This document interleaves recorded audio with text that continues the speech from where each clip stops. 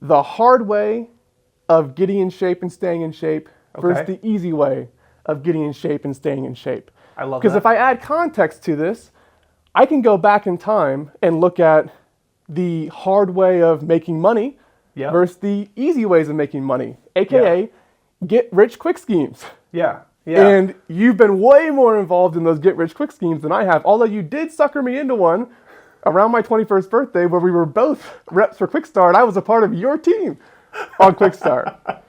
So before we get into the health side of the conversation, I do think that there's an explanation to lay the groundwork of you've always been interested in being rich, being wealthy, and looking for, hey, is there an easier way to make it happen? Yeah. So how many multi-level marketing, I guess, I don't know what you even call them, multi-level marketing agencies, firms, groups have you been a part of in your life? Yeah. No, that's an important question. I'm thinking back because I remember Amway Global, Quick Start, as you called it, and I believe that was the first, but it wasn't the last.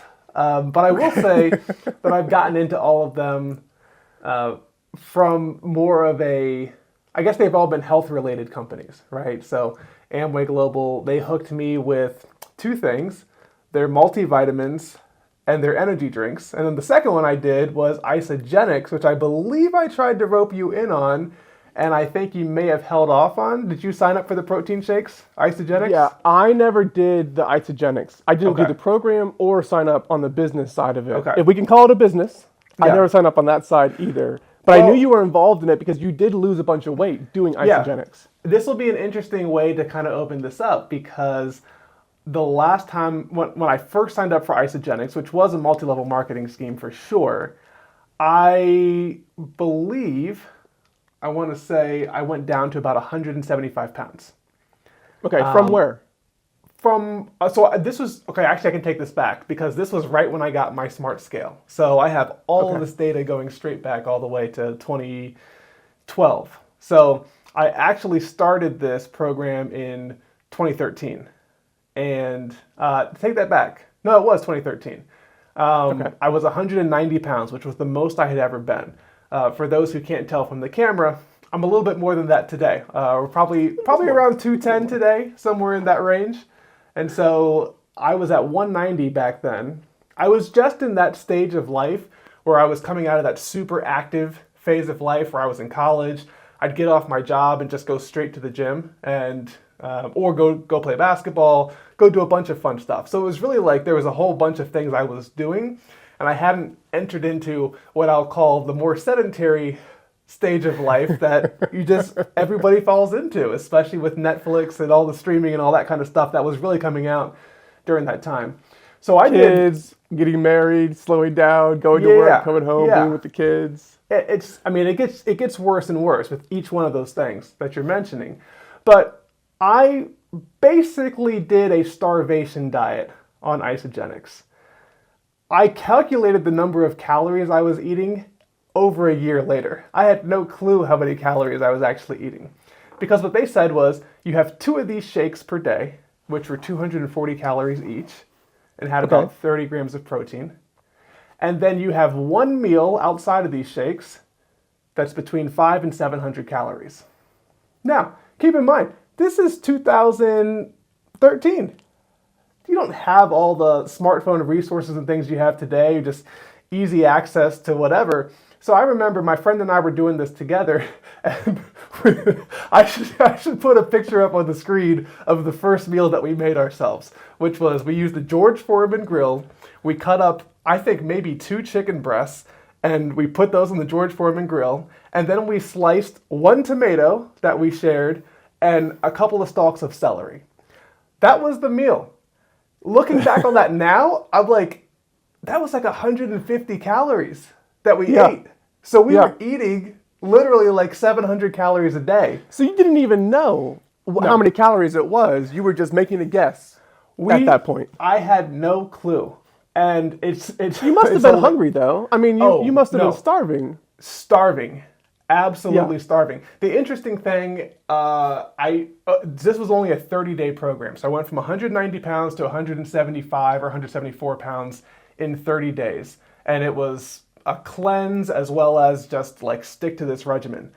I just remember being starving, ravenously hungry, and the people around me told me how much they hated being around me during those 30 days.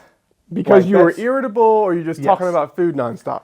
I was irritable, especially at work. I remember my boss Okay. pulling me aside and telling me she was trying to give me some grace during this time period because of what I was going through. And so the snack, we got to have a snack too. I forgot to mention this. The snack that we got to eat was 6 almonds. So Okay. I remember I had it in my 6 desk drawer.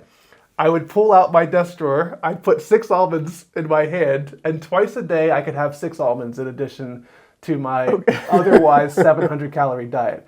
So besides it being a But pyramid the scheme, main point here is that obviously there's just some science to this.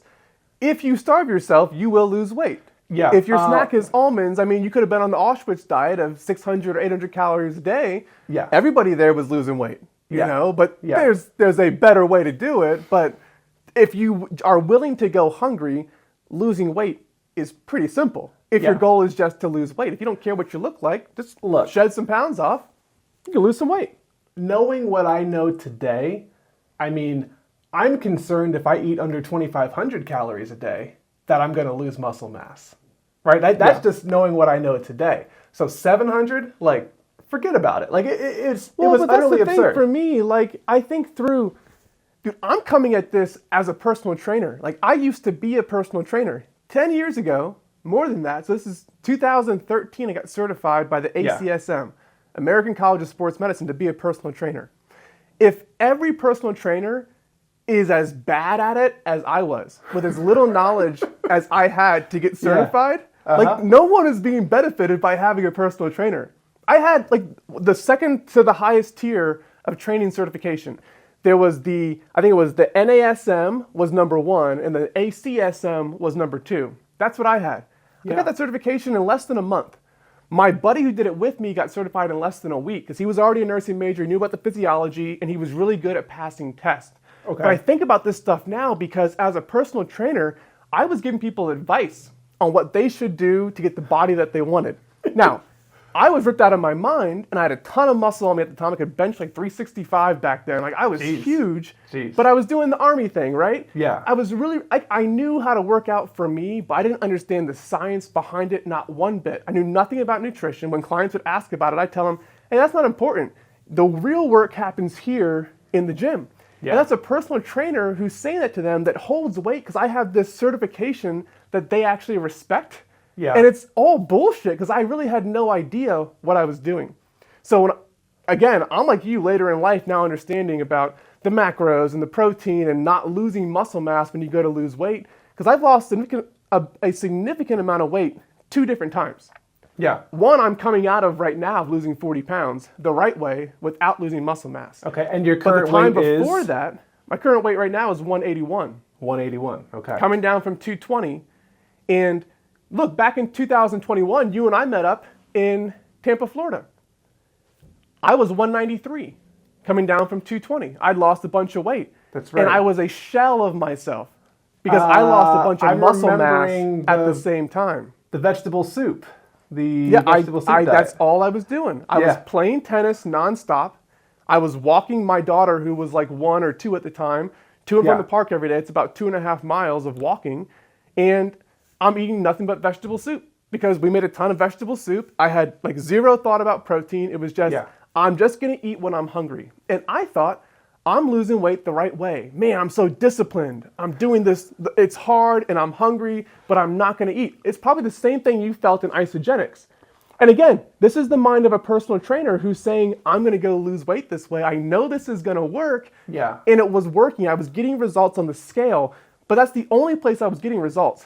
Also, I put all that weight back on within a year of that happening. Because there was no knowledge that was here on how I actually got there in the first place. But my main point to people on this point is do not trust that your personal trainer knows what he's doing. Like, you better really, really dig down and understand if you're going to pay somebody $500 a month or $1,000 a month to work you out, are they working you out or are they actually training you to have the body that you want to have? Because the guy I work with now with the Superhuman program is leagues away from my knowledge of personal training. And of course, I actually get results. They give me just do this, do this, do this, and you get results. The fat just melts away and you're like, oh my God, I wish I would have known this. Hey, weren't you a personal trainer? Well, yeah. Okay. What about it? So look, we need to talk about what you're doing right, or what you have been doing right now. But I guess the first thing I would say is, for the average person, eat less, move more, will do a lot for them. I hate that advice because I've gotten so much deeper into the nuances of nutrition and just overall physiology and how every person is different, right? Like, we know for ourselves, it's much easier for us to put muscle mass on than a lot of people. So like, that's just like, there's some genetics and things involved here that are on top of this. But I think the average person can go to a personal trainer and get some help. They're going to hear some pretty basic stuff, especially if they're at the level that you were at. Eat less, move more. That is helpful. You will lose weight that way. But I think we're talking about something very different here when we're optimizing for, like, not just losing weight. Here's the problem. Everybody talks about losing weight, and what they really mean is they want to lose fat. And those are not the same thing. When you lose weight the way that we did, eating vegetable soup or drinking a couple protein shakes and some chicken breast, you're going to lose a lot more muscle than fat. And you won't notice the difference. Your clothes will still fit better. But I've heard people say, if you want to lose weight, go ahead. Just restrict your calories. You can starve yourself and you'll lose weight. If you want to lose weight and you want to also look good, if you want to look good naked, then that's a very different story. You need to be in the gym. You need to be building muscle. You need to be optimizing for that weight loss. And so it's a totally different story. But take us back a little bit. I've heard a similar quote to that, because I think that there's the simpler quote that I've heard where someone says, hey, if your goal is just to lose weight, focus on the scale. Focus on what goes into your mouth. Yeah. If your goal is to look good, focus on the macros, your protein, your carbs, and your fats. But if your goal is to feel good, focus on the micros.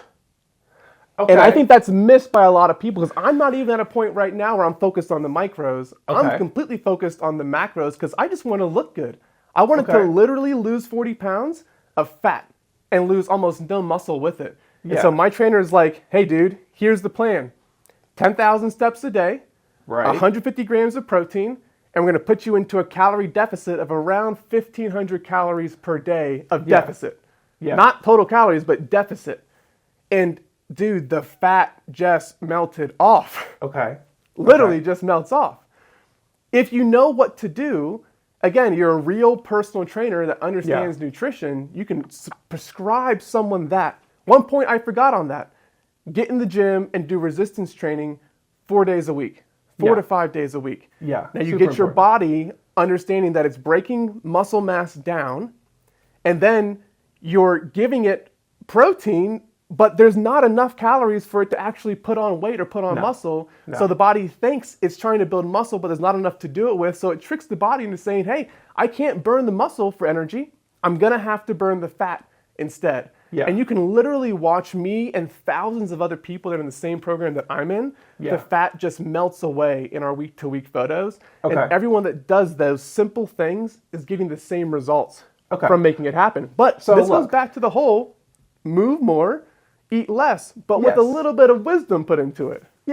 Look, and that's pretty basic stuff, right? If we keep our protein high, we're going to try to preserve as much muscle mass as possible. But I have a lot of respect for you and the program that you did. If you've lost 40 pounds of fat, that's incredible. That's unbelievable. I did your program. I'm fucking shredded, dude. I mean, I don't have to flex for a six-pack anymore. It's just there. I know nothing about that life. I did do your program. You sent me a bunch of stuff on this earlier this year. And I think the month of July and the month of August, I did the same thing you were doing. I ate 2,000 calories a day. I ate 150 grams of protein per day. And I'm not going to lie, I lost fat. I lost fat mass quickly. You've seen some of my before You were and getting after great photos. results. Yeah, I was wish you getting would the have stuck results. with it. and then football season started. And so here's what I'm going to push back on. You and the thousands of people who are doing this program religiously and sticking to it, it might sound like a lot of people, but it's not. We're talking about a small fraction of the top 1% of people who have the mental stamina to be able to say, I can sit in this uncomfortable position for as long as I need to because I want to look good. And I'll follow this program 100%. And I'm sorry, that's just not the average person. Most people are not going to be able, if they had all the knowledge of knowing exactly everything you know today, they still would not stick to the program. Why did I stop my program? Because football season started.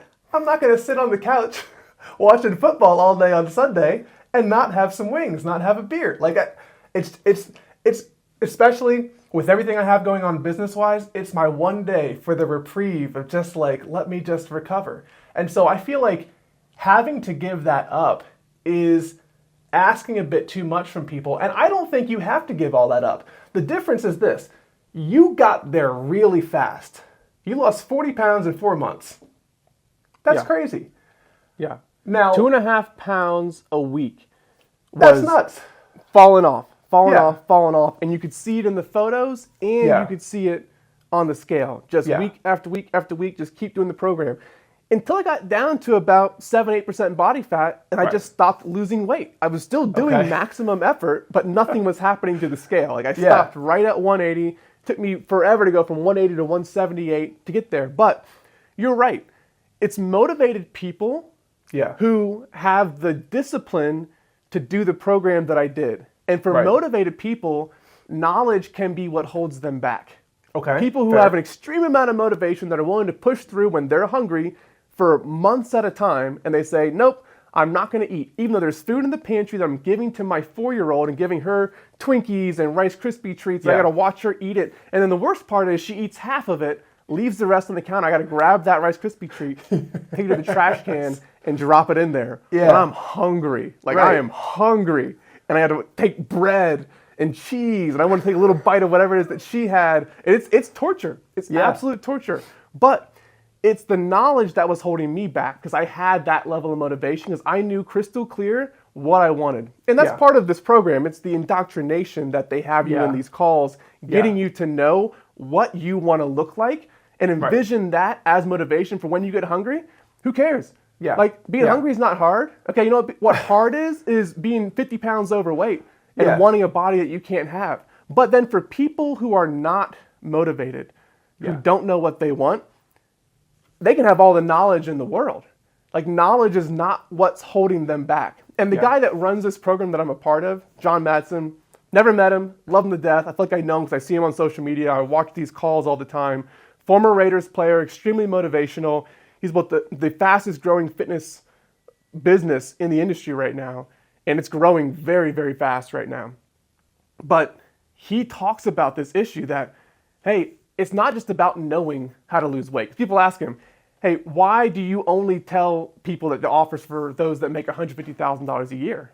And he goes, because I can only work with the top tier of people who are both motivated and have the finances to work with the top coaches in the industry, because knowledge isn't the problem. It's the coaches that know the knowledge and also know how to motivate you who come in motivated to stay motivated so that when football season starts, it's like, hey, dude, remember we had a plan? You wanted to look like this, and why did you want to look like that? What was it? Was it respect? Was it sex? What was it that made you want that in the first place? Let's take you back to that thought process. And then we're going to remind you of that so we can motivate you to push through. And then it's once you get past the first part of it, you start seeing those body changes, that's now the motivation you have to continue where you say, this is easy, Tap into that mindset of you being 10% body fat. Is it hard to live in a 1,500 calorie deficit at that point? Like 10% body fat Steve doesn't find that difficult. But 15% body fat Steve was like, no, but I'm hungry. But I like McDonald's. But it's football season. All my Yeah. friends are having pizza and wings, and I'm watching them eat this, and they're sending me photos of. They know that I'm dieting, and it's having that willpower and resolve. Yeah, not everybody's got it. Not Nobody everybody has the has it. 10K to buy into the program in the first place. But nobody for those has the that willpower. do, nobody has the will. I mean, No. I disagree. There's a lot of people that have the willpower. No. You're only talking to the people who actually have the willpower. That's the problem, right? I'm telling you. I am in the people indoctrination camp, do for not sure. have the willpower for this. I feel like, first of all, I just listened to a commercial for Superhuman. So if he doesn't pay you for being able to use this clip, He then should. he You know has what? no And I'll say business this sense. to add on to it. I'll do it for free because that's the results that I got from doing the program. It changed my life, dude. Yeah. It absolutely changed my life, changed my mindset. Yeah. And they don't have to pay me a thing. I'm going to send it to them. But do you think, look, he should use it, absolutely, 100%, and you should get a commission for it. Don't do any I business should pull my for shirt free. off while we're Yeah. doing this to show Yeah. them the six-pack underneath this, okay? One day we'll have to show our bodies side by side and then talk about our lifestyle side by side, so we'll be able to actually let people know. Because look, Who's hungry, who's enjoying life? who's enjoying life? I do not have a six-pack. I have a six-pack, you just can't see it, right? I would say for the most part, I still have a very structured diet where during the week, I typically eat basically like what we talked about. And I have a meal plan service that I use that makes it really easy for me to eat between 22 and 2,500 calories a day. And typically no alcohol during the week, just kind of focused on work doing that. But on the weekends, maybe even on a Friday night, I'll start to work my way into the weekend. I'm just at a point in my life where I need to be able to enjoy a few things, right? And look, maybe some people are afraid to Why say does it. your happiness have to come from food, though? People Why are afraid can't you to say pull it. other things to be happy about besides food? I can resonate with it. I've been there, but we can happiness have a can come from a lot of places. We can have a whole conversation on what happiness even is and what people are actually chasing. But can I just enjoy a meal? Can I enjoy a couple of cocktails? I'll Can I tell sit you what back happiness and relax is. and enjoy? 'Cause, look, I've seen it. I've seen happiness in the 350-pound man who's behind me at McDonald's that orders that Big Mac, and you watch him take the first bite of that Big Mac. And the look that's on his face, I don't know how to describe it, except that's happiness. Like that right there is happiness. But So, look, I definitely have those feelings when it comes to food, and I don't think it's such a bad thing. Human beings, since we have existed, have used food as a thing that we do to celebrate. We feast, eat, drink, and be merry. Like, this goes way back. So I'm not the first person that derives a little bit of joy from the food that I eat. As a matter of fact, I'm not against that. I'm not against that. I do think, though, what if you could eat whatever you wanted to eat yeah, guilt-free? okay, See, that's where I'm trying to get to, and that's really why I joined the program that I'm in, was I know how to fight the battle at 220, where I'm concerned about, hey, if I take my eye off the prize here, I'll wake up and be 250. I'll be a fat fuck at that stage, as you would say. right. But 220, I know how to, like, okay, I lose 5 pounds because I'm walking a little bit more, I'm playing some more tennis, and then I put it back on because I ordered that pizza late at night, and then at McDonald's the next day, and I ate the foods that I wanted. But what if I did the same style of eating at 180? But instead of bouncing back and forth above 220, I'm doing it down here at 180 with a six-pack. Like, why not get down here and then fight the battle? Why fight the battle up here? Because there's 99% of people don't have the body that they want. Right. And everyone's on a weight loss plan. I'll tell you this. Every fat person I know is so in tune with a plan of how they're losing weight. They want to tell me how much weight they're losing, and they've got this system all figured out, and they know their body super well, and here's what they're doing. And I see them a year later, and they're still fat. Yeah. Still fat because they're doing the same things that got them there in the first place. But how is it that everybody's on a plan? Everybody's losing weight. You ask any adult, how much do you want to weigh? How much do you weigh right now? It's probably 10 to 15 to 20 or 30 pounds less than they are right now. And they've got a plan to get there, but they're not doing the plan. Yeah. Imagine if everyone did the plan for 6 months, got where they wanted to be, and now we all just executed that plan, ate how we wanted to eat, and we were all the weight we wanted to be. Like, would that be so crazy? Now you have people getting there. They're just using other methods. So I'm not a fan of Ozempic, but people are using that to quickly lose the weight at the same pace that you did. Difference is they're losing way more fat than muscle. You were able to retain your muscle and lose the fat quickly. Way more muscle than fat. Way more muscle than fat. Yeah, I'm sorry. Losing. Yeah, they were losing way more muscle than fat. Ozempic works so well, you actually get fatter while losing weight. Because you're losing more muscle mass than you are fat. No. If you think about it, Ozempic is actually the exact same diet that you and I were on when we were losing weight the first time. You're losing weight with vegetables. I'm losing weight with Isagenix shakes. The way that this stuff works in your body is it tricks your body into thinking that you're full all the time. So you literally can't eat. I've heard some people say it's impossible to eat enough protein to maintain your muscle mass while taking Ozempic because you simply can't eat. And you also have to think about the people who take Ozempic, what kind of food were they already eating in the first place? They weren't eating grass-fed beef, like high-quality meats, things that were going to actually give them a bunch of protein. Like, you can only eat so much McDonald's. Well, McDonald's is not protein heavy, okay? Maybe if you get the triple quarter pounder, you're getting a little bit extra, but like you're not like there's not a ton of protein that's in there. And that's what what makes what's lacking Ozempic from Ozempic. It's true. I look at Ozempic and I say, okay, I don't know what the health benefits are. I don't know why you're taking Ozempic. I know what it was made for, but if you're using Ozempic to lose weight, you're taking the easy path. Yeah. It's kind of like you telling me that you're going to find the latest, greatest technology that you eat whatever you want, sprinkle it on top of your food, and it just doesn't allow you to put on fat. Like you just lose weight while you eat the stuff you enjoy. Okay. If there was a way to eat Domino's pizza and lose weight, look, I'm interested. I love Domino's pizza. I kind of live for Domino's pizza, Papa John's, McDonald's. I have a very low quality taste buds that are going on inside here. But I don't believe the easy way exists. I think there's a side effect to every way that's not move more and eat less and eat the right way. So look, let me just tell you this before we wrap up this segment. I think what you did is inspiring. I think it doesn't work for the average person. I also believe that when I'm doing my kind of maintenance mode that I'm in today, really a slippery slope to go downhill. But here's what I'm interested in.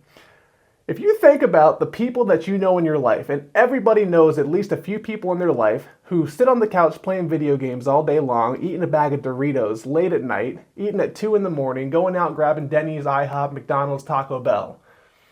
And they're the skinniest people you know that don't gain weight. We all know someone like this. That's what I'm interested in. Why are we not doing more research on those people to tap into how come they can eat whatever they want, and then I'm over here, like, having to limit calories, having to keep, like, certain days only where I enjoy the foods that I'm eating, all that kind of stuff. Like, there has to be some middle ground. And I think the answer to that is genetics, and I want to talk about that with you another time. But I believe there is some really crazy science happening in those areas. So let's switch topics, but let's come back to that. We'll leave it there.